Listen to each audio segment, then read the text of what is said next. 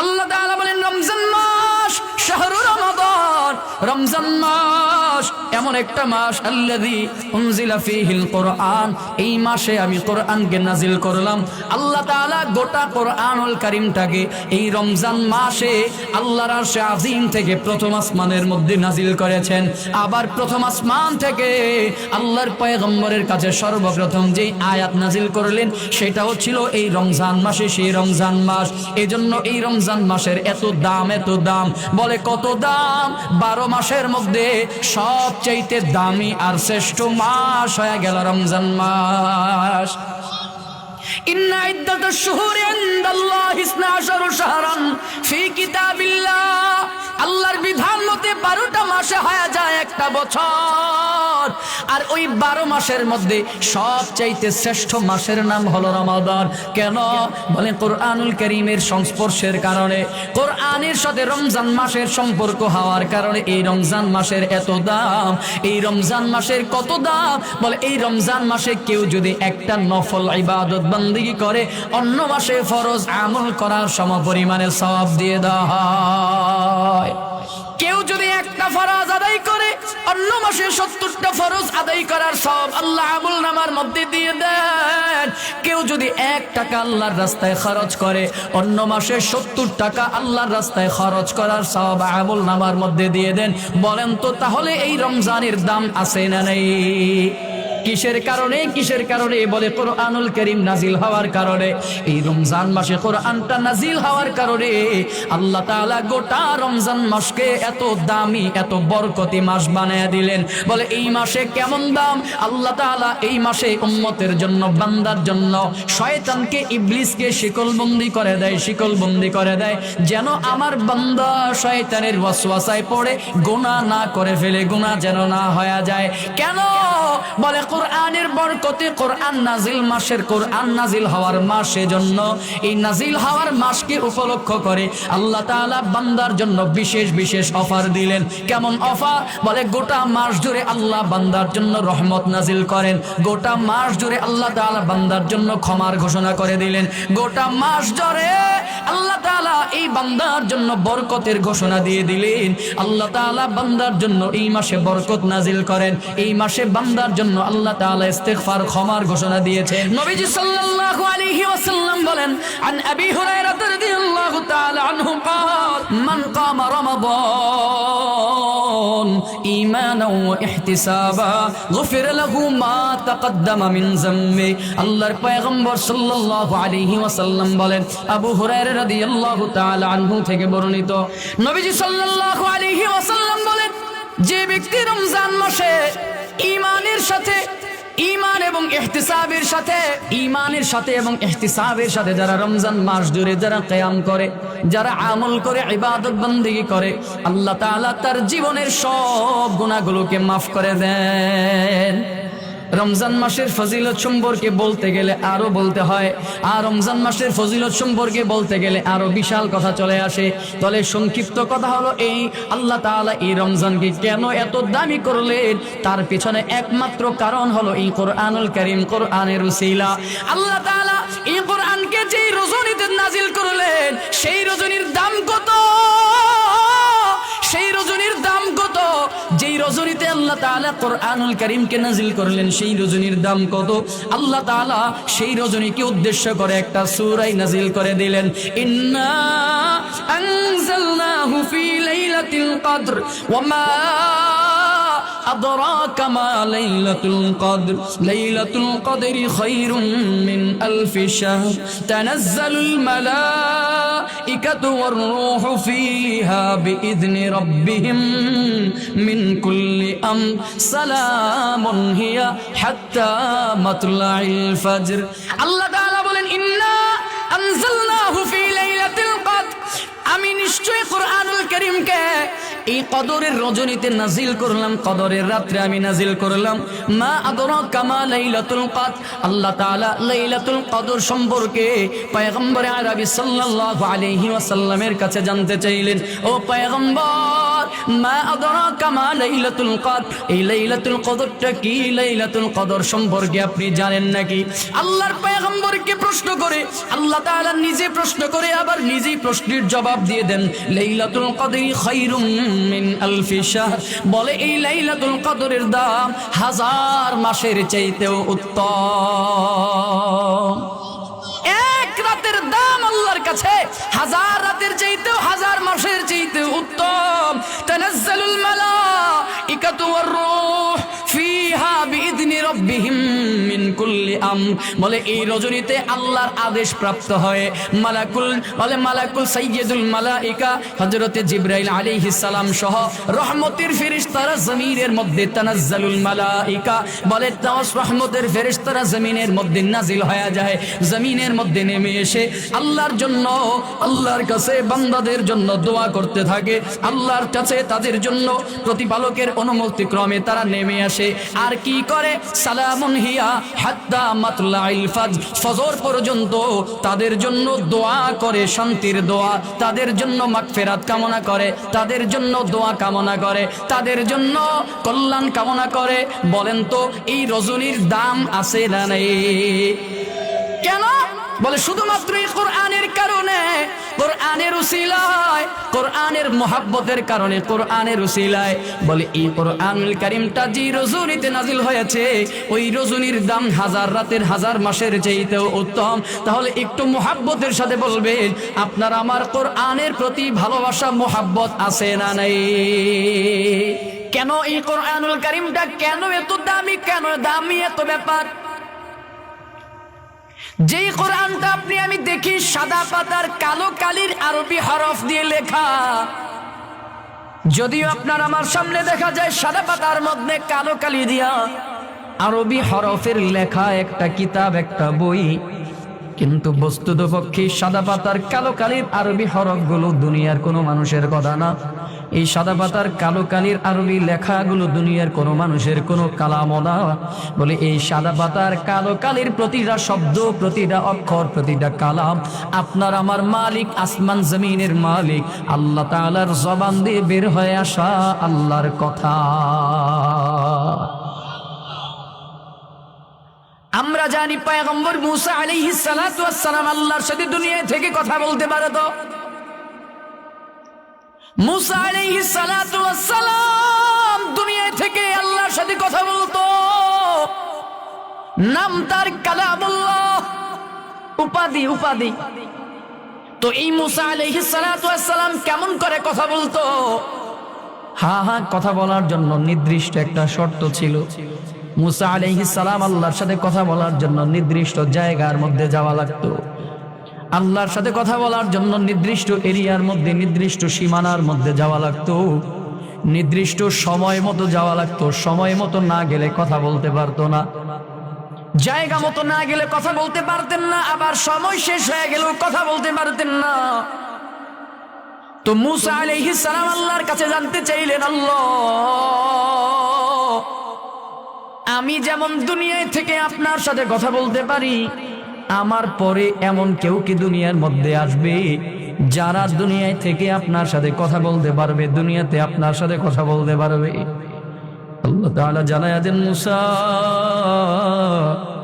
তুমি আমার সাথে কথা বলার জন্য কি করো? বলে নির্দিষ্ট জায়গার মধ্যে আসো, নির্দিষ্ট সময়ের মধ্যে আসা লাগে, নির্দিষ্ট এরিয়ার মধ্যে আসা লাগে। মুসা শুনে রাখো, তোমার পরে আমি এমন একটা জাতিকে দুনিয়ার মধ্যে প্রেরণ করব, যেই জাতিটা আমি আল্লাহর সাথে কথা বলবে, তবে কথা বলার জন্য নির্দিষ্ট কোনো সময় লাগবে না, আল্লাহর সাথে কথা বলার জন্য নির্দিষ্ট কোনো সীমানা লাগবে না, আল্লাহর সাথে কথা বলার জন্য নির্দিষ্ট কোনো এরিয়া লাগবে না। ওরা যখন ইচ্ছা, যেই মুহূর্তে ইচ্ছা, যেই সময় ইচ্ছা পোষণ করবে, আমি আল্লাহর সাথে এরা কথা বলতে পারবে। মুসা আলাইহিস সালাম বলেন, মানহুম, কারা তারা, কিভাবে বা সম্ভব? আল্লাহ বলেন, মুসা শোনো, এরা হলো আমার আখিরি জামানার পয়গম্বর, আমার প্যারা বন্ধু, আমার পয়গম্বর মুহাম্মদুর রাসূলুল্লাহ সাল্লাল্লাহু আলাইহি ওয়াসাল্লামের উম্মত যারা হবে তারা। কেমন করে সম্ভব? আল্লাহ তাআলা জানায়া দেয়, মূসা শোনো, আমার বন্ধুর কাছে আমি যেই কালাম, যেই ওয়াহী আমি নাজিল করব, আমার বন্ধুর ওয়াহী কালাম, আমার বন্ধুর মুজিজা তার উম্মতেরা তেলাওয়াত করবে, আর কেমন যেন আমি আল্লাহর সাথে এদের কথা হয়ে যাবে। এজন্য এই সাদা পাতার কালো কালির আরবি হরফগুলো তেলাওয়াত করা শুধুমাত্র কোরআন তেলাওয়াত না, এই সাদা পাতার কালো কালিগুলো তেলাওয়াত করা কেমন যেন আসমান জমিনের মালিক, আপনার আমার মালিক আল্লাহর সাথে কথা বলা হয়ে যায়। কোরআনুল কারীমের তিলাওয়াতের ব্যাপারে আপনি আমি বড় গাফিল হয়ে গেলাম, বড় উদাসীন হয়ে গেলাম। কিন্তু আপনার আমার পয়গম্বর মুহাম্মদুর রাসূলুল্লাহ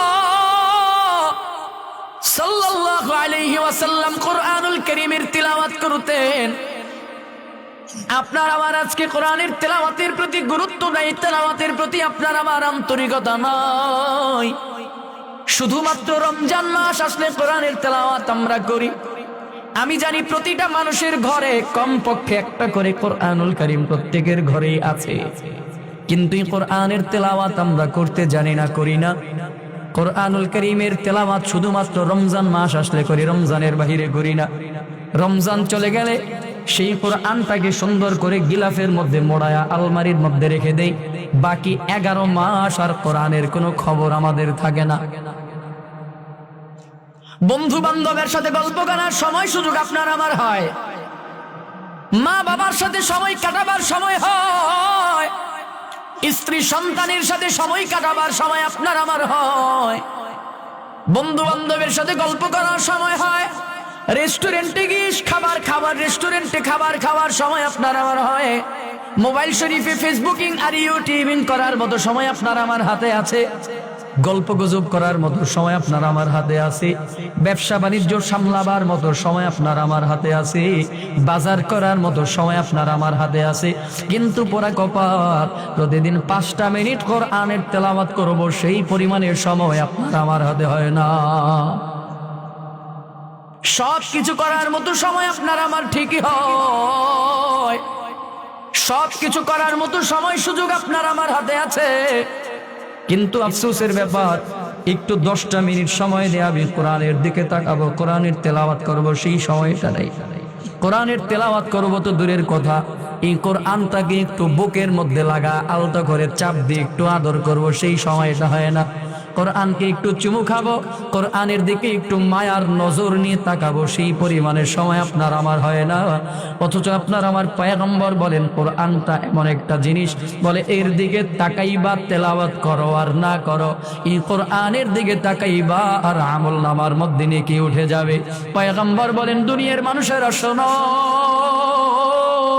3টা জিনিসের দিকে মায়া নিয়া তাকাইবা, 3 জিনিসের দিকে তাকাইবা, সঙ্গে সঙ্গে আমল নামার মধ্যে নেকি উঠতে থাকবে। 1 নম্বরে আন-নাজরু ইলাল কাবা, বাইতুল্লাহর দিকে, সেই বাইতুল্লাহর কালো গিলাফের দিকে তাকাও, কাবার দিকে তাকাও, কাবার দিকে নজর করো, সঙ্গে সঙ্গে আমল নামার মধ্যে নেকি এবং রহমত দিবেন কে? 2 নম্বরে আন-নাজরু ইলাল ওয়ালিদাইন, মা বাবার দিকে তাকাও, মা বাবার দিকে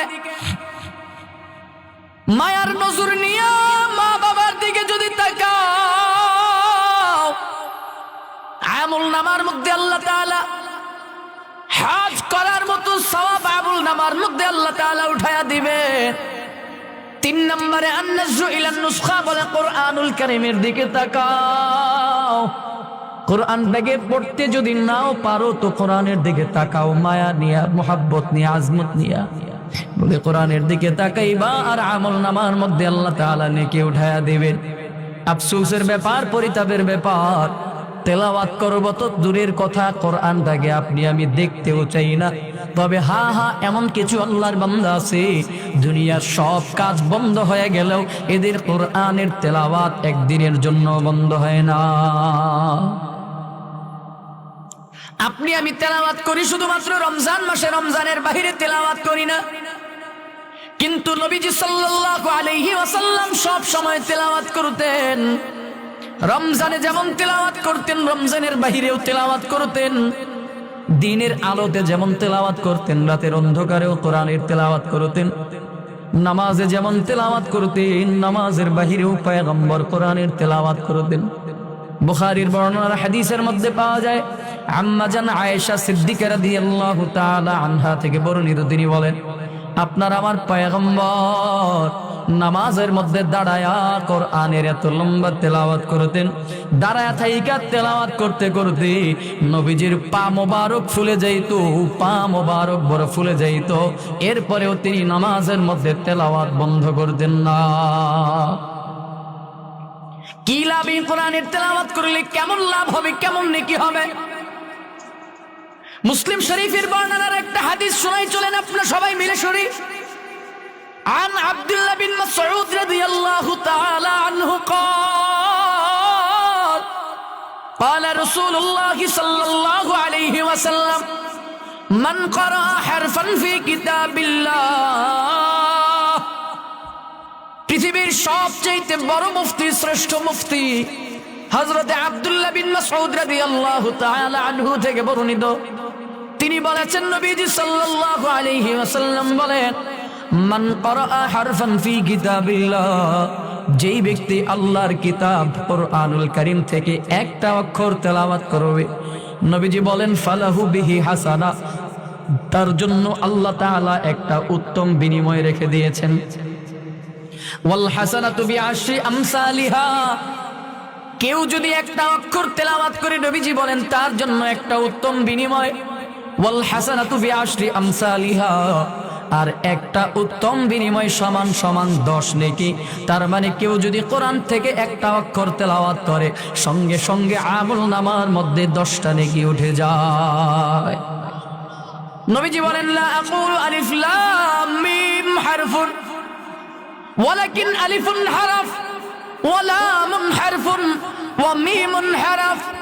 নবীজি সাল্লাল্লাহু আলাইহি ওয়াসাল্লাম বলেন, না না, আমি বলছি না, লা আকুলু আলিফ লাম মিম হারফুন, নবীজি বলেন, আমি বলছি না আলিফ লাম মিম তিনটা মিলে একটা হরফ, ওয়ালাকিন আলিফুন হারফুন, নবীজি বলেন বরঞ্চ আলিফ আলাদা একটা হরফ, ওয়া লামুন হারফুন আলাদা লাম আরেকটা হরফ, ওয়া মিমুন হারফুন, কেউ যদি আলাদাভাবে মিম পড়ে তো সেই মিমটাও আলাদা একটা হরফ।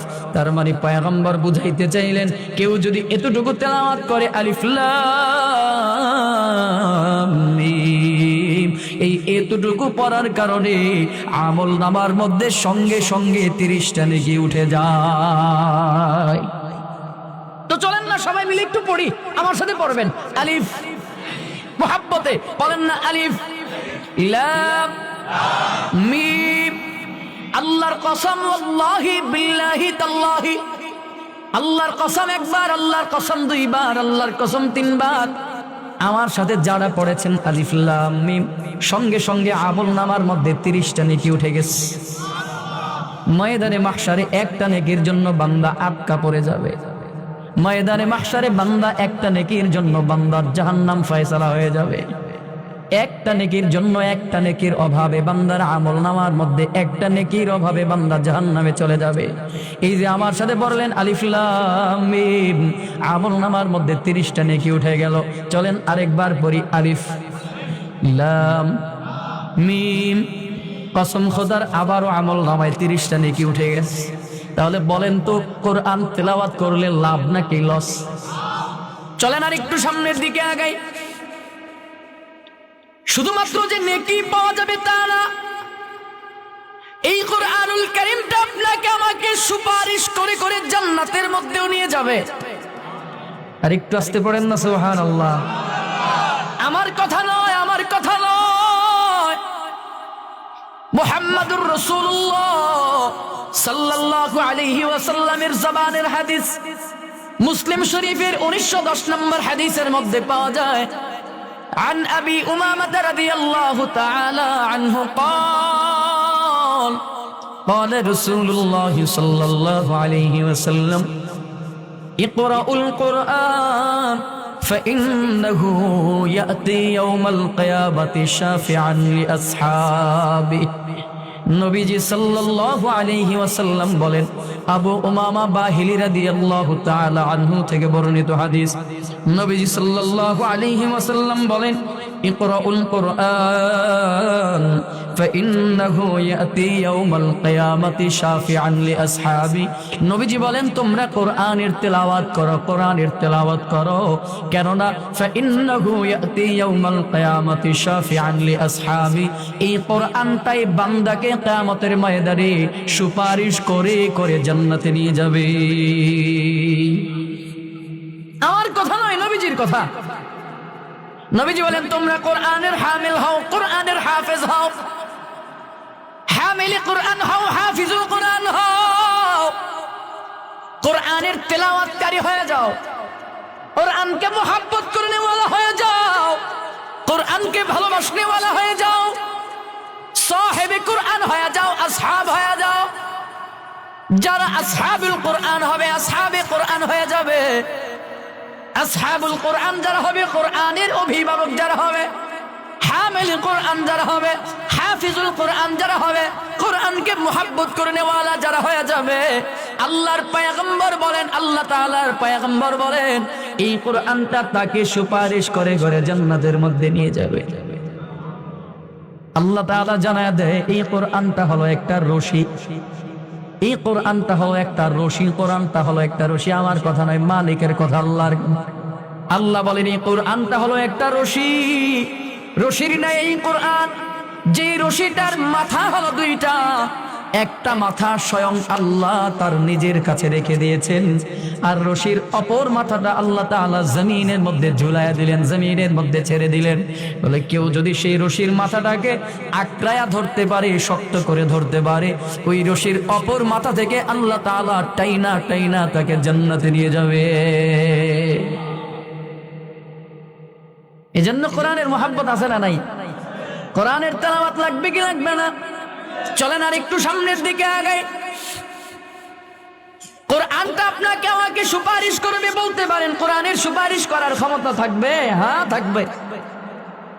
কোরআনকে আল্লাহ তাআলা সুপারিশ করার ক্ষমতা দিয়ে দিবেন। আমার কথা না, নবীজির কথা। আন জাবির রাদিয়াল্লাহু তাআলা আনহু قال قال رسول الله صلى الله عليه وسلم, জাবির রাদিয়াল্লাহু তাআলা আনহু থেকে বর্ণিত, তিনি বলেন, নবীজি সাল্লাল্লাহু আলাইহি ওয়াসাল্লাম বলেছেন, আল কোরআনু শাফিউন মুশাফফা ওয়া মাহিলুন মুসাদ্দাক। আল্লাহর পয়গম্বর বলেন, আল্লাহ তাআলা এই কোরআনকে সুপারিশ করার মতো যোগ্যতা দিয়ে দিবেন। আল্লাহ তাআলা কোরআনকে সুপারিশকারী বানাবেন এবং কোরআনের সুপারিশটা আল্লাহ গ্রহণযোগ্য করে নেবেন, গ্রহণ করে নেবেন। ওয়া মাহিলুন মুসাদ্দাক, এই কোরআনটা প্রতিবাদী হবে, প্রতিবাদী হবে, প্রতীয়মান হবে। কোরআনটা সত্যবাদী হবে, কোরআনটা প্রতিবাদী হবে। আমার কথা নয়, নবীজির কথা। আর পয়গম্বর কি বলেন, মান জালাহু আমামাহু কাদাহু ইলাল জান্নাহ ওয়া মান জালাহু খালফাহু সাকাহু ইলান নার। নবীজি সাল্লাল্লাহু আলাইহি ওয়াসাল্লাম জানায়া দেন, যেই মানুষটাই কোরআনটাকে, মান জালাহু আমামাহু, যেই মানুষটা কোরআনকে তার সামনে রাখবে, আল্লাহর পয়গম্বর বলেন, কাদাহু ইলাল জান্নাহ, এই কোরআন তাকে জান্নাতের মধ্যে নিয়ে যাবে। ওয়া মান জালাহু খালফাহু, যেই মানুষটা কোরআনকে তার পিছনে রাখবে, পিছনে রাখবে, খালফাহু, পিছনে রাখবে, সাকাহু ইলান নার, আল্লাহ তাআলা আল্লাহর কোরআন তাকে জাহান্নামের মধ্যে পাঠায়া দিবে। কোরআন সুপারিশ করবে, কোরআন সত্যায়িত হবে, প্রতিবাদী হবে। কোরআন প্রতিবাদী হবে, সত্যায়িত হবে, গ্রহণযোগ্য হবে তার সুপারিশ। কোরআন কারো জন্য সুপারিশ করবে জান্নাতে যাওয়ার জন্য, আবার এই কোরআন কারো জন্য সুপারিশ করবে জাহান্নামে নেওয়ার জন্য। কাদেরকে সুপারিশ করবে জান্নাতের জন্য? কাকে সুপারিশ করবে? নবীজি বলেন, মান জালাহু আমামাহু, যেই মানুষটা কোরআনকে তার সামনে রাখবে, তার জন্য সুপারিশ হবে জান্নাতের সুপারিশ। মান জালাহু আমামাহু, যার জন্য সামনে রাখবে। আর মান জালাহু খালফাহু, যে পিছনে রাখবে কোরআনটাকে, পিছনে, পয়গম্বর বলেন তার জন্য কোরআন সুপারিশ করে তাকে জাহান্নামে পাঠাবে। সাকাহু ইলান নার, তাকে সুপারিশ করে তাকে জাহান্নামের মধ্যে পাঠাবে। বলতে পারেন আমরা তো কোরআনকে সবসময় সামনেই রাখি। কি বাবা, ঠিক না? বলতে পারেন আমরা কোরআনকে তো সবসময় সামনেই রাখি, আমার সামনে রাখি।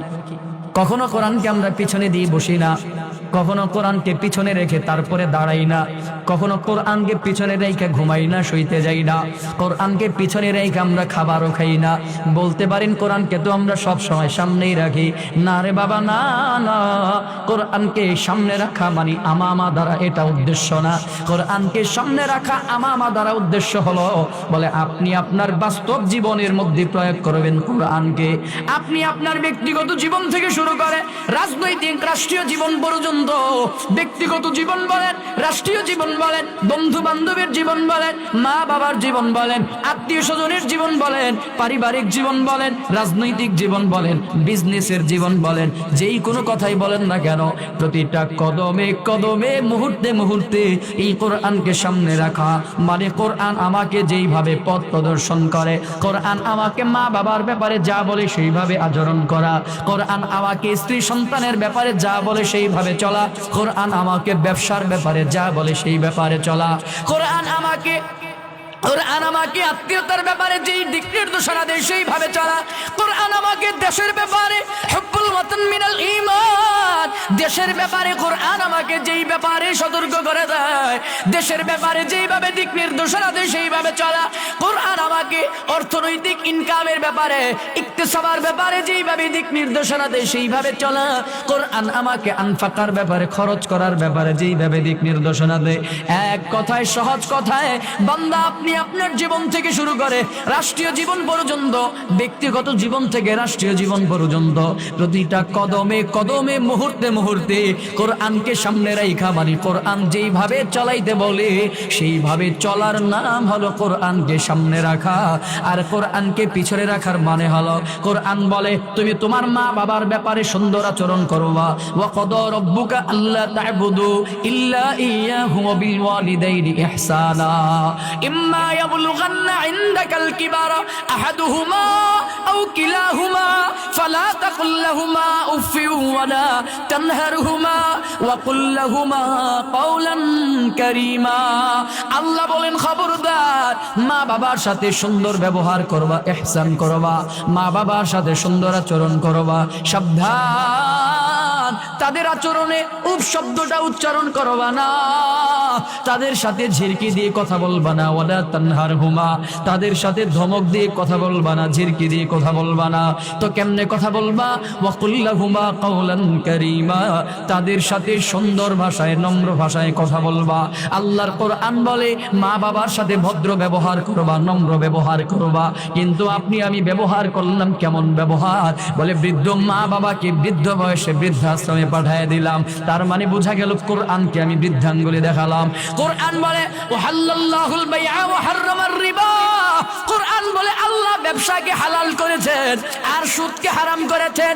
কিন্তু আমি কি করলাম? কোরআনের এই বিধানকে বৃদ্ধাঙ্গুলি দেখাইয়া আমি ব্যবসার পরিবর্তে সুদে টাকা লাগাইলাম, ব্যবসার পরিবর্তে ঘুষে টাকা লাগাইলাম, ব্যবসার পরিবর্তে আমি সুদে বিজনেস করলাম, সুদের টাকা লাগাইলাম। তো কোরআন বলে সুদ খায়ও না, সুদ হারাম। আমি সুদকে কোরআনকে বৃদ্ধাঙ্গুলি দেখাইয়া সুদের টাকা লাগাইলাম, তার মানে কোরআনকে পিছনে রেখে দিলাম। কোরআন বলে খবরদার পর্দা করো, কিন্তু পর্দার ব্যাপারে আমি বৃদ্ধাঙ্গুলি দেখায়া আমি পর্দার বিধানটাকে লঙ্ঘন করলাম, তার মানে কোরআনকে পিছনে রাখলাম, কোরআনকে বৃদ্ধাঙ্গুলি দেখালাম। কোরআন বলে নামাজ আদায় করো, আকিমিস সালাহ, নামাজ কায়েম করো, নামাজ কায়েম করো, কিন্তু আমি কোরআনকে বৃদ্ধাঙ্গুলি দেখায়া নামাজকে অবহেলা করলাম। জোহর চলে যায়, আসর চলে যায়, মাগরিব চলে যায়, এশা চলে যায়, ফজর চলে যায়, নাই নাই নামাজের ব্যাপারে আমার কোনো কর্ণপাত নাই, কোনো খবর নাই। আল্লাহর কসম, এটা কোরআনকে বৃদ্ধাঙ্গুলি দেখানো, কোরআনকে বৃদ্ধাঙ্গুলি দেখানো। তার মানে কোনো বান্দা যদি কোরআনকে বৃদ্ধাঙ্গুলি দেখায় তো এই মানুষটা কোরআনকে পিছনে রাখলো, খলফা খলফা খলফা পিছনে। আর যেই মানুষটা তার জীবনটাকে কোরআন দিয়ে সাজায় এই মানুষটা কোরআনকে আমা সামনে রাখলো। আর যেই মানুষটা কোরআনকে আমা তার সামনে রাখবে আল্লাহর কোরআন তাকে সুপারিশ করে করে জান্নাতের মধ্যে নিয়ে যাবে। আমার কথা কি বুঝতেছেন? কষ্ট হচ্ছে না তো?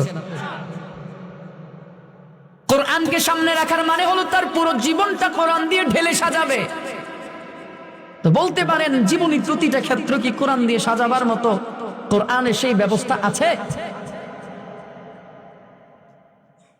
কোরআন দিয়ে পুরো জীবনটাকে ঢেলে সাজাবার মতো কোনো ব্যবস্থা কি কোরআনের মধ্যে আছে নাকি? হ্যাঁ আছে। হয়তো একটু কম একটু বেশি, সহজ করে বলছি বুঝার জন্য। কিছু কিছু ব্যাপারে ইঙ্গিত দেওয়া হয়েছে, কিছু কিছু ব্যাপারে ইশারা দেওয়া হয়েছে, আবার কিছু কিছু ব্যাপারে অর্ধেক বলা হয়েছে, বাকি অস্পষ্ট রাখা হয়েছে। কেন? এই কোরআনুল কারীম থেকে সব কিছু খুঁজে পাওয়া যায় না, ইঙ্গিত পাওয়া যায়, ইশারা পাওয়া যায়, অর্ধেক পাওয়া যায়। কিন্তু হ্যাঁ, এই কোরআনের একটা ব্যাখ্যা রয়েছে, কোরআনের ব্যাখ্যা আছে। কোরআনের ব্যাখ্যা কি?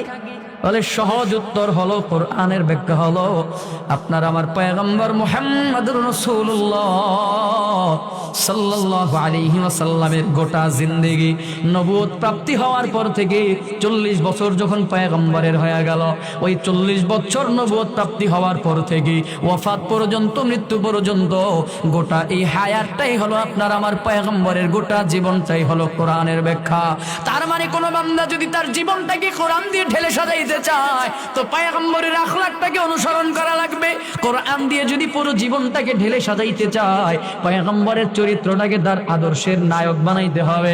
কেউ যদি কোরআন দিয়ে নিজের চরিত্রটাকে ঢেলে সাজাইতে চায়, পয়গম্বরের আখলাক দিয়ে তার চরিত্রটাকে সাজাইতে হবে। কেউ যদি পয়গম্বরের চরিত্র দিয়ে নিজের জীবনটাকে পরিচালনা করে, আল্লাহর কসম সেই মানুষটা কোরআনকে সামনে রাইখা জীবন চালাইল। পয়গম্বর আকরাম সাল্লাল্লাহু আলাইহি ওয়াসাল্লাম এই কোরআনের জন্য কত কষ্ট করে গেলেন। আরেকটু বলি বাবা, কষ্ট হয় না তো? নবীজি সাল্লাল্লাহু আলাইহি ওয়াসাল্লাম কোরআনের জন্য কত কষ্ট করে গেলেন। কোরআনটাই আপনার আমার জীবনের মুখ্য একটা ব্যাপার, আল্লাহর কালাম। এই কালাম দিয়ে চাইলে আপনি আমি জীবনটাকে সুন্দর করে সাজাইতে পারি। সব সমস্যার সমাধান এই কোরআনের মধ্যে আল্লাহ রেখে দিয়েছেন। এজন্যই তো আমাদের উস্তাদ মরহুম মাওলানা আইনুদ্দিন আল আজাদ রহমাতুল্লাহি তাআলা তিনি বলেন, সমাধান চাও যদি জীবনে মরণে, ফিরে যাও খুঁজে নাও চোখ রাখো কোরআনে। ঠিক কিনা? সমাধান চাও যদি জীবনে মরণে, ফিরে যাও খুঁজে নাও চোখ রাখো কোরআনে। তবেই পাবে সুখ শান্তির ঠিকানা, তবেই পাবে সুখ শান্তির ঠিকানা, যদি মেনে নাও তুমি মনে প্রাণে। সমাধান সমাধান চাও যদি জীবনে মরণে, ফিরে যাও খুঁজে নাও চোখ রাখো কোরআনে। এ তো চির অম্লান চির মুক্তির ডাক, এই যে মহাবাণী খোদারি কালামে পাক। এ তো চির অম্লান চির মুক্তির ডাক, এই যে মহাবাণী খোদারি কালামে পাক। এই দুনিয়ায় আর সেই দুনিয়া, এই দুনিয়ায় আর সেই দুনিয়া, মুক্তি পাবে তুমি দোজাহানে। সমাধান সমাধান চাও যদি জীবনে মরণে, ফিরে যাও খোঁজে নাও চোখ রাখো কোরআনে। ঠিক কিনা? কোরআনুল কারীমটার জন্য আপনার আমার পয়গম্বর কেমন কষ্ট করে গেলেন। দ্বীনের এই দাওয়াতের জন্য পয়গম্বর আকরাম সাল্লাল্লাহু আলাইহি ওয়াসাল্লাম কত কষ্ট করেছেন। কোরআনের বাণী প্রচার করার জন্য পয়গম্বর কেমন কষ্ট করে গেছেন। 5 মিনিট একটা রাসূলের ওয়াকিয়া থেকে, পয়গম্বরের সিরাত থেকে 5 মিনিটের একটা ঘটনা আপনাদেরকে শোনাই। নবীজি সাল্লাল্লাহু আলাইহি ওয়াসাল্লাম কোরআনের জন্য কেমন কষ্ট করে গেলেন, কেমন ত্যাগ তিনি স্বীকার করেছেন। কোরআনের বাণী প্রচারের জন্য পয়গম্বর আকরাম সাল্লাল্লাহু আলাইহি ওয়াসাল্লাম পেটের মধ্যে পর্যন্ত পাথর পর্যন্ত বেঁধেছিলেন, পেটের মধ্যে পাথর। নবীজি সাল্লাল্লাহু আলাইহি ওয়াসাল্লামের একটা আদত, একটা অভ্যাস ছিল, দাওয়াতি কাজ সম্পাদন করে পয়গম্বর কলিজার টুকরা সন্তান ফাতেমার সাথে দেখা করতেন। একদিনের ইতিহাস, নবীজি সাল্লাল্লাহু আলাইহি ওয়াসাল্লাম ফাতেমাতুজ জাহরা রাদিয়াল্লাহু তাআলা আনহার ঘরের দরওয়াজার সামনে গিয়ে হাজির। পয়গম্বর সালাম দিলেন, আসসালামু আলাইকুম ওয়া রাহমাতুল্লাহ।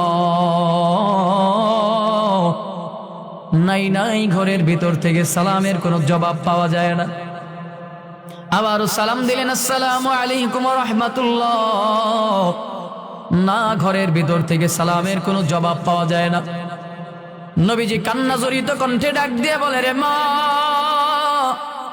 কি অন্যায় করলাম, কি অপরাধ করলাম, কেন তুমি ঘরের দরওয়াজা কেন তুমি খোলো না রে মা? ফাতেমা ডাক দিয়ে বলে, বাবা গো, তুমি তো রহমাতুল লিল আলামিন, তুমি তো সাইয়্যিদুল মুরসালিন। কান্না জড়িত কণ্ঠে ডাক দিয়ে বলে, বাবা গো, তুমি তো শাফিউল মুযন্নাবিন, তুমি তো কোনো অন্যায় করতে পারো না, অপরাধ করতে পারো না। কেন রে মা, কেন তাহলে তুমি ঘরের দরওয়াজা কেন খুলো না? ফাতেমা ডাক দিয়ে বলে, বাবা গো, আমি তোমার মেয়ে, ঘরের দরওয়াজা খুলে তোমার সামনে যে দাঁড়াবো, ওই পরিমাণে বস্ত্র, ওই পরিমাণে কাপড় কিন্তু আমার গায়ের মধ্যে নাই। এ পর্দার অন্তরালের মা, পর্দার অন্তরালের বোন, তুমিও তো একটা মা, তুমিও তো একটা বোন। একটু বিবেচনা করে দেখো, চিন্তা করে দেখো, নবীর মেয়ে ফাতেমা কত কষ্ট করে জীবন যাপন করে, বাবার সামনে দাঁড়াবে সেই পরিমাণে কাপড় গায়ের মধ্যে নাই, বাবার সামনে দাঁড়াবে সেই পরিমাণে কাপড় গায়ের মধ্যে নাই। এত কষ্ট করে জীবন যাপন করেছে, তারপরেও পর্দা ছাড়ে নাই, পর্দার বিধানটাকে লঙ্ঘন করে নাই। কিন্তু মা, তোমার ঘরের মধ্যে আলমারি ভর্তি কাপড়, আলমারি ভর্তি বোরখার অভাব নাই, কাপড়ের অভাব নাই, তারপরেও কেমন যেন পর্দা করতে চাও না, পর্দার বিধানটাকে লঙ্ঘন করে ফেলো। পায়ে হাত রেখে বলি, রে মা, অর্ধনগ্ন হয়ে বাজারে যেও না, মাঠে ময়দানে যেও না, আল্লাহর এই কোরআনের বিধানটাকে লঙ্ঘন করো না। কারণ পর্দার কারণে জাহান্নামের মধ্যে শাস্তি ভোগ করা লাগবে, শাস্তি পাওয়া লাগবে। নবীজির কন্যা ফাতেমাতুজ জাহরা রাদিয়াল্লাহু তাআলা আনহা ডাক দিয়ে বলে, বাবা গো, আমি তোমার সামনে দাঁড়াবো, সেই পরিমাণে কাপড় কিন্তু আমার গায়ের মধ্যে নাই। নবীজির গায়ের মধ্যে বাড়তি একটা চাদর ছিল, অথবা মাথার যে পাগড়ি মোবারক ছিল, পাগড়িটা অথবা বাড়তি চাদরটা দরওয়াজার ফাঁক দিয়ে বলে, নাও রে মা, চাদরটা বা পাগড়িটা গায়ের মধ্যে জড়ায়া তারপর তুমি দরওয়াজাটা খুলে দাও। দিলটা একটু নরম করে শোনেন, দেখেন দিলটা একটু নরম হয় কিনা। ফাতেমাতুজ জাহরা রাদিয়াল্লাহু তাআলা আনহা নবীজির চাদর মোবারক বা পাগড়ি মোবারক গায়ের মধ্যে জড়ায়া দরওয়াজাটা যখন খুলে দেন, নবীজি সালাম দিয়ে ঘরের মধ্যে প্রবেশ করলেন। ঘরের মধ্যে ঢোকার পরে ফাতেমার চেহারার দিকে তাকাইয়া নবীজির চোখের পানি আটকে রাখতে পারলেন না, চোখ দিয়ে ঝরঝর করে কান্না শুরু করে, চোখের পানি আটকে রাখতে পারে না, ডাক দিয়ে বলে, রে মা, কয়দিন পর্যন্ত খাবার খাও না, কয়দিন পর্যন্ত খাবার পাও নাই, কেন এত শুকায় গেলি, কয়দিন পর্যন্ত খাবার খাও না রে মা? ফাতেমা ডাক দিয়ে বলে, বাবা গো,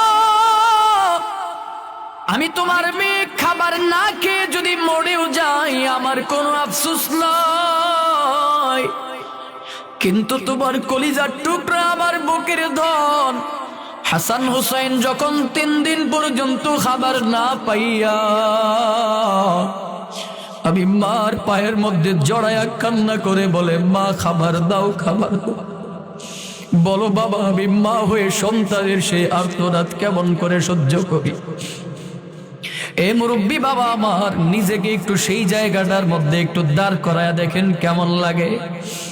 ফাতেমা বলে, বাবা গো, কেমন করে আমার সন্তানের সেই আর্তনাদ আমি সহ্য করি?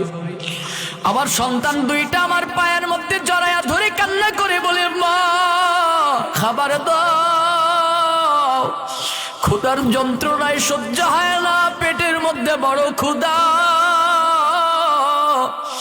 বাবা গো, আমি সন্তানের সেই আর্তনাদ আমি কেমন করে সহ্য করি বলো? নবীজি বলে, কই আমার কলিজার টুকরা নাতি হাসান হুসাইন কোথায়? ফাতেমা বলে, বাবা তাকায় দেখো, ওই যে চুলার মধ্যে পাতিলা বসায় রাখলাম, আগুন ধরাইলাম, পাতিলার মধ্যে খাবার তৈরি করতেছ। হাসান হুসাইনকে বললাম, বাবা ধৈর্য ধরো, তোমাদের জন্য খাবার তৈরি করতেছি, খাবার রেডি হচ্ছে। নাই বাবা কিছু নাই, শুধু পানি আর হাড় গরম করতেছি, যেই হাড় দুনিয়ার কোনো মানুষ খেতে পারে না, সেই হাড় গরম করি। আর বললাম, বাবা ধৈর্য ধারণ করো, তোমাদের জন্য খাবার তৈরি হইতেছে। মাটির মধ্যে গড়াগড়ি করতে করতে হাসান হুসাইন ধৈর্য ধরতে ধরতে মাটির মধ্যে গড়াগড়ি করতে করতে ঘুমায়া গেল। নবীজিকে আপনার আমার পয়গম্বরকে হাসান হুসাইন বড় মুহাব্বত করতো, বড় ভালোবাসতো। নবীজিও হাসান হুসাইনকে বড় মুহাব্বত করতো, বড় ভালোবাসতো। নবীজির কণ্ঠের আওয়াজ পাইয়া হাসান হুসাইনের ঘুম ভেঙে যায়। নবীজির গলার মধ্যে জড়ায়া ধরে হাসান হুসাইন নানাকে ডাক দিয়ে বলে, নানা আসছ? ও নানা, আজকে তোমার কাছে একটা বিচার দিব, বলো নানা বিচারটা করবা কিনা বলো। নবীজি বলে, বল রে নাতি বল, দুই ভাইয়ে কি ঝগড়া করেছো, কি নিয়ে লাগালাগি করলা, কি বিচার করা লাগবে বলো। হাসান হুসাইন বলে, নানা গো, আমাদের দুই ভাইয়ের মধ্যে কোনো ঝগড়ার বিচার তোমাকে করা লাগবে না। আজকে তোমার কাছে বিচার দায়ের করব তোমার মেয়ের বিরুদ্ধে, আমাদের মায়ের বিরুদ্ধে। জানো গো নানা, জানো তোমার মেয়ে কি কাজ করেছে জানো? আজকে 3 দিন পর্যন্ত আমাদের দুইটা ভাইকে খাবার খাইতে দেবে। বলো নানা, এর বিচার তুমি কি করবা, এর কি বিচার করবা? নবীজি বলে, নাতি শোন শোন, এই বিচার আমি করতে পারবো না, আমার দ্বারা করা সম্ভব না।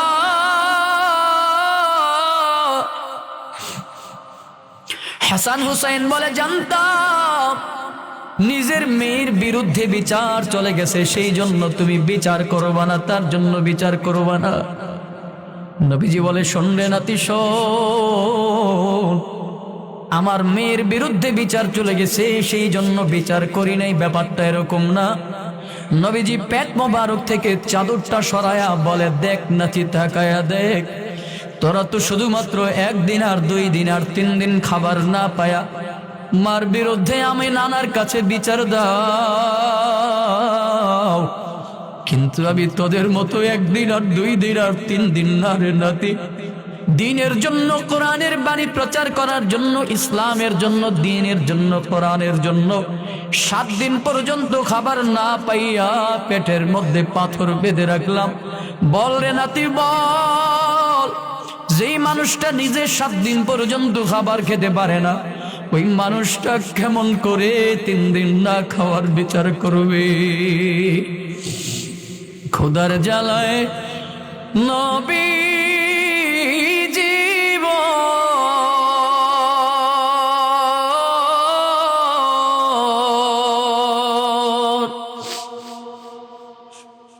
বেঁধেছিলেন পেটে পাথর,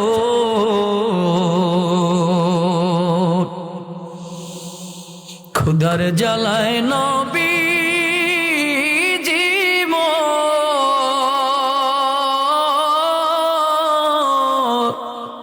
বেঁধেছিলেন পেটে পাথর, কাতর হয়ে মাঝে মাঝে, কাতর হয়ে মাঝে মাঝে পড়ে যেতেন জমিনে। নবী বিনে কে তরাবে পুলসেরাত মিজানে, নবী বিনে কে তরাবে পুলসেরাত মিজানে। এমন এতিম নবী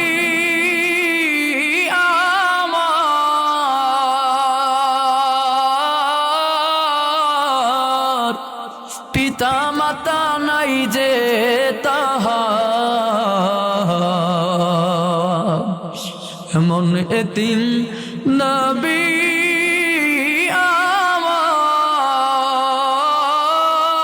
আমার, পিতা মাতা নাই যে তাহার। তারপরেও কত মারা, তারপরেও কত মারা, মারলো তারে দুশ্মনে, নবী বিনে কে তরাবে পুলসেরা তো মিজানে, নবী বিনে কে তরাবে পুলসেরা তো মিজানে। চলো চলো চলো মুমিন, চলো নবীর সন্ধানে, নবী বিনে কে তরাবে পুলসেরা তো মিজানে, নবী বিনে কে তরাবে পুলসেরা তো মিজানে। একটু মোহাব্বত করে আওয়াজ করে বলবেন, যে মায়ার নবী দ্বীনের জন্য, ইসলামের জন্য, কোরআনের জন্য এত কষ্ট করে গেলেন, যেই নবী দন্দন মুবারক শহীদ করে দিয়েছেন দ্বীনের জন্য, কোরআনের জন্য, যেই নবী ইসলামের জন্য, দ্বীনের জন্য পাথরের আঘাত সহ্য করেছেন, উহুদের ময়দানে মার খেয়েছেন, তায়েফের ময়দানে মার খাইলেন, পেটের মধ্যে পাথর বেঁধে রাখলেন, ওই মায়ার নবীর প্রতি মোহাব্বত ভালোবাসা আছে না নাই? যাদের জবানটা বন্ধ থাকবে, যারা আছে বলবে না, মনে করব তাদের ভালোবাসা নাই। আরেকবার জানতে চাই, বলবেন সেই মায়ার নবীর প্রতি ভালোবাসা আছে না নাই? যদি ওই মায়ার নবীর প্রতি ভালোবাসা থাকে, একটা পণ আমরা প্রতিজ্ঞা করতে চাই, একটা প্রতিজ্ঞা আমরা আজকে ময়দান থেকে করতে চাই।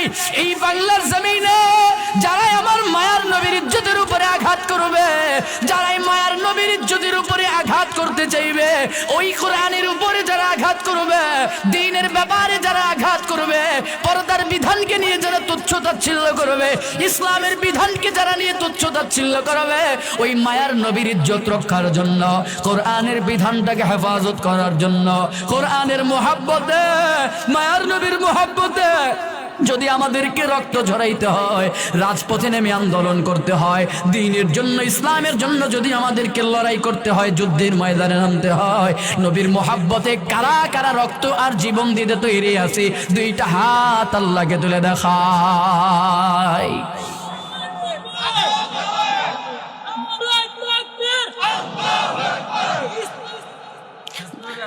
রাসূলের প্রতি মোহাব্বত ভালোবাসা আপনার আমার আছে না নাই?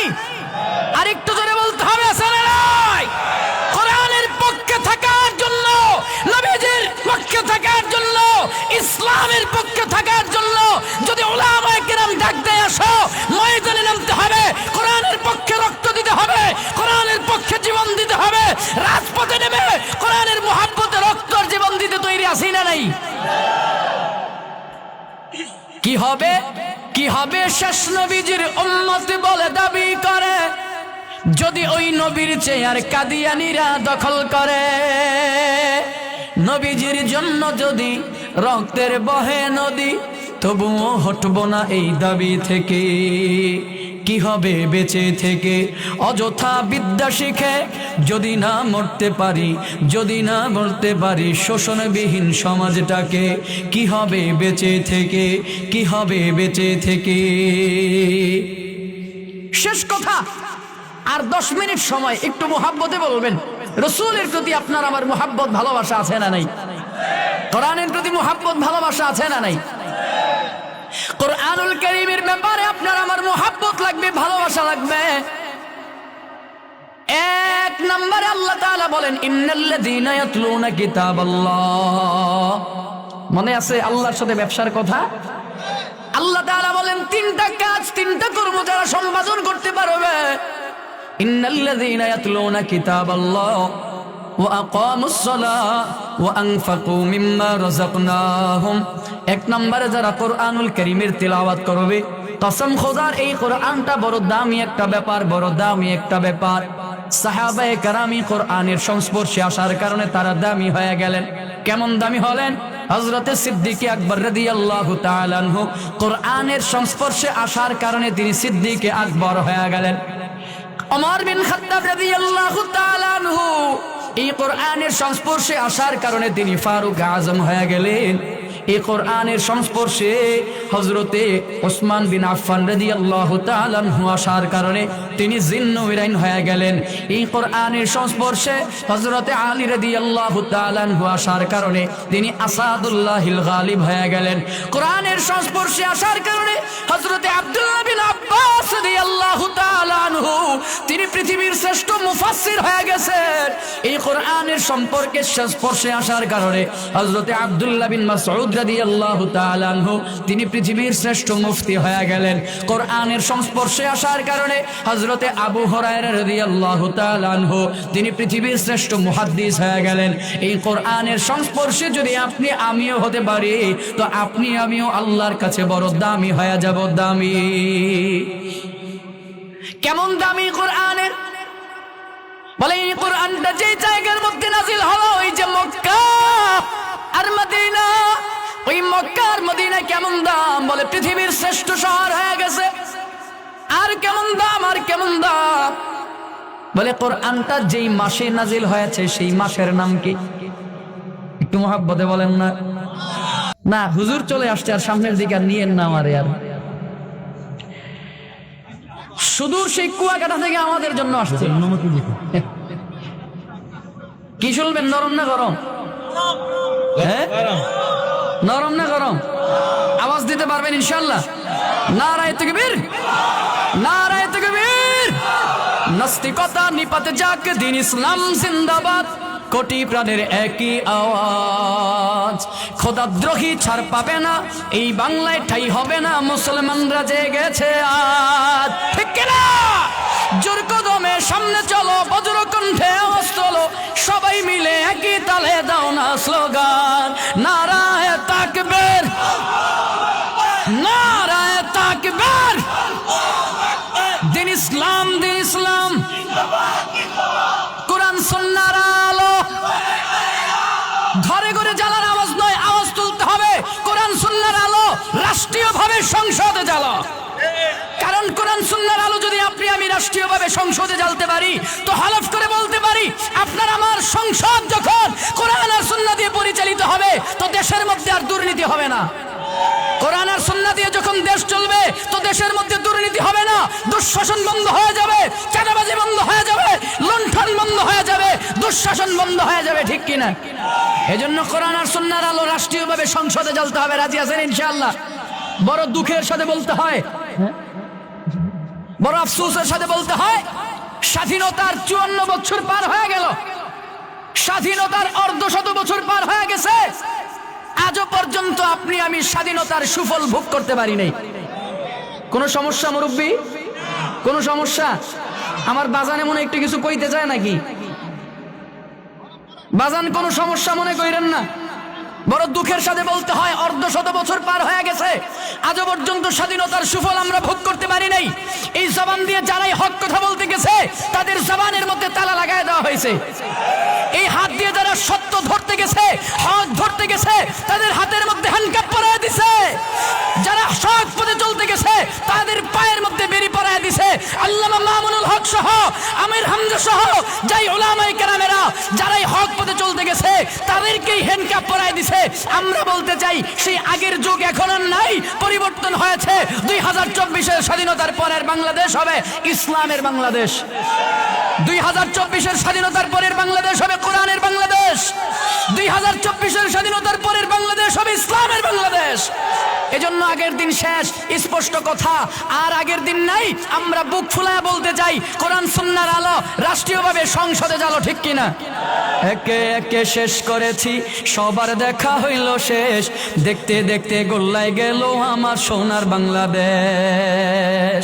একে একে শেষ করেছি, সবার দেখা হইল শেষ, দেখতে দেখতে গোল্লায় গেল আমার সোনার বাংলাদেশ, দেখতে দেখতে গোল্লায় গেল আমার সোনার বাংলাদেশ।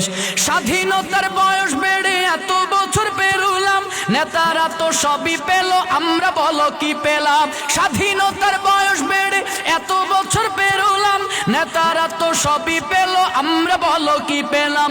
শান্তির লাগি কাইন্দা মরি, শান্তির কোথাও নাই লেশ।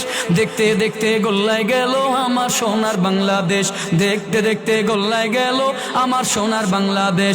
যাদের হাতে যায় ক্ষমতা, দেশ যেন বাপের ভিটা, রাখতে চেয়ে আর শুরু করে ভারতের পাচাটা। যাদের হাতে যায় ক্ষমতা, দেশ যেন বাপের ভিটা, রাখতে চেয়ে আর শুরু করে বিদেশিদের পাচাটা। বিদেশিদের কথা মতো চালায় তারা নিজের দেশ। দেখতে দেখতে গোল্লায় গেল আমার সোনার বাংলাদেশ, দেখতে দেখতে গোল্লায় গেল আমার সোনার বাংলাদেশ। শেষ কথা, কোনো পক্ষপাতিত্ব না। আমরা বলতে চাই, ক্ষমতায় যারাই যাবে তাদেরকে ওয়েলকাম। জনগণ ভোটের মাধ্যমে যাকে নিবে, বিএনপি গেল ওয়েলকাম, জামাত গেল ওয়েলকাম, চরমনাই গেল ওয়েলকাম। যারাই ক্ষমতায় যায় তাদেরকে স্বাগত জানাই। তবে হ্যাঁ, কথা একটাই, জনগণের ভোট পেয়ে যারা ক্ষমতায় যাবেন, দেশটাকে কোরআন আর সুন্নাহ দিয়ে চালাইতে হবে, এটা দাবি। যারাই ক্ষমতায় বসবেন, দেশটাকে ইসলামের পদ্ধতিতে চালাইতে হবে, ঠিক কিনা? কারণ এদেশের জনগণ 90% মুসলমান বসবাস করে। এদেশের জনগণের দাবি একটাই, যারাই ক্ষমতায় যাও, ইসলাম দিয়ে দেশকে পরিচালনা করো। আমরা খুশি, জনগণ খুশি, দেশ খুশি। আল্লাহ আমাদের সবাইকে বুঝার তৌফিক দান করেন। দেশের প্রতি মুহাব্বত নিয়ে আল্লাহ তাআলা ঈমান নিয়ে আমাদেরকে দেশ দুনিয়া থেকে বিদায় হওয়ার তৌফিক দান করেন, আমিন। কষ্ট পেয়ে থাকলে মাফ করে দিবেন, আমার জন্য দোয়া করবেন, আমিও দোয়া করি। আসসালামু আলাইকুম ওয়া রাহমাতুল্লাহি ওয়া বারাকাতুহু।